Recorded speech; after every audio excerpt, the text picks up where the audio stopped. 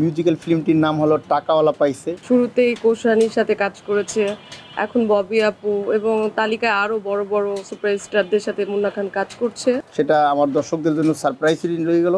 এই গানটি করা হইল নইলে গানটির পিছনে অনেক অনেক রহস্য লুকিয়ে আছে। গানটিতে যে কণ্ঠ দিয়েছে এ সময়ের একজন ভালো সঙ্গীত শিল্পী কণ্ঠ দিয়েছে পারভেজ খান।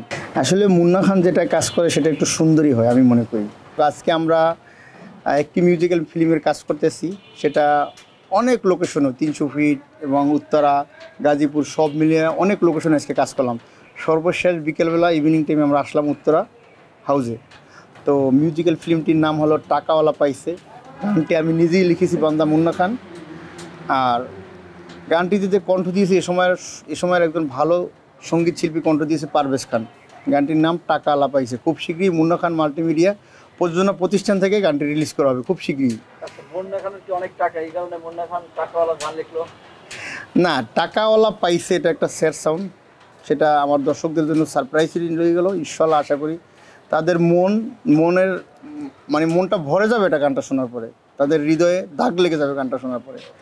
যেহেতু আমি নিজেই লিখছি গানটা, সুর ও সঙ্গীত করছে রোহন রাজ ভাই এবং গানটিতে কণ্ঠ দিয়েছে পারভেজ খান। এই গানটি করা হইল নইলে গানটির পিছনে অনেক অনেক রহস্য লুকিয়ে আছে।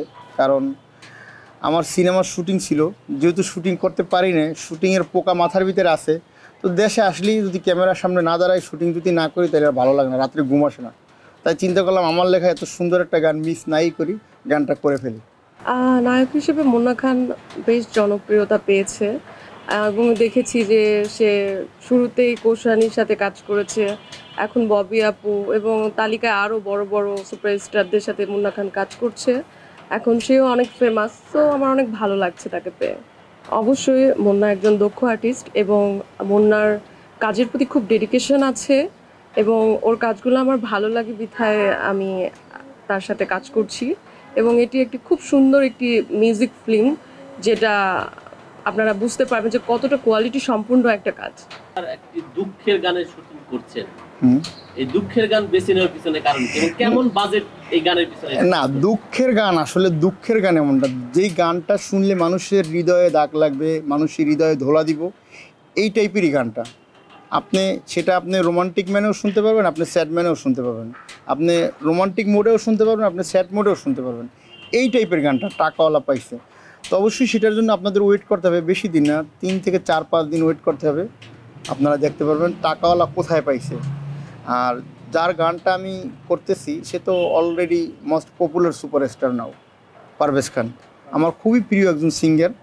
দেখা যায় এখন তার গানটা কতটুকু করতে পারি। না, হইতে পারে এরকমও টাকাওয়ালা হইতে পারে, কারণ মানুষের জীবনে তো অনেক পাস থাকে না। তো ওই জায়গা থেকে আমি বলবো যে হইতে পারে এরকম টাকাওয়ালা কেউ পাইছে, চলেও তো যাইতে পারে। ওখান থেকে হয়তো গানটা লেখা। কারণ যারা গান যখন লিখে তখন তো অনেক কিছু ভাইবে চিন্তেই লিখে। মুন্না খানের ওই সময় কোন অভাবটা ছিল যার কারণে তার প্রিয়তমা চলে গেল? টাকার অভাবই ছিল। মুন্না খানের টাকা ছিল না, কিন্তু মুন্না খানের ফ্যামিলি ছিল। আর মুন্না খান ফ্যামিলির টাকা থাকা মানিয়ে এই না যে মুন্না খানের আছে, তাই না? এমনটা আপনার বাবার অনেক টাকা আছে, কিন্তু আপনার টাকা নেই, আপনার তার কাছ থেকে নিয়ে চলতে হয়। কিন্তু সেই যে টাকাওয়ালা পাইছে ওই মানুষটা তো সেই আপনার বাবার টাকার উপরে নির্ভরশীল না, আপনার টাকার উপর নির্ভরশীল। তো হয়তো ওইখান থেকে অনুপ্রেরিত হয়ে আমি গানটা করছি। ও হচ্ছে অনন্য আরফিন। ও ভালো অভিনয় করে, ভালো ড্যান্স করে এবং ও আমার সাথে আজকে প্রথম কাজ করতেছে। ওর অনেক কাজ আমি দেখছি, আমার ভালো লাগছে। আমি আমার ডিরেক্টরকে বলছি ওকে নিয়ে কাজ করা যায়, তো ও অ্যাকসেপ্ট করছে, আমার ডিরেক্টর অ্যাকসেপ্ট করছে। আজকেই প্রথম দেখা হইলো, আজকেই কাজ করলাম। ভালো কোয়ালিটি হিসেবে অনেক ভালো।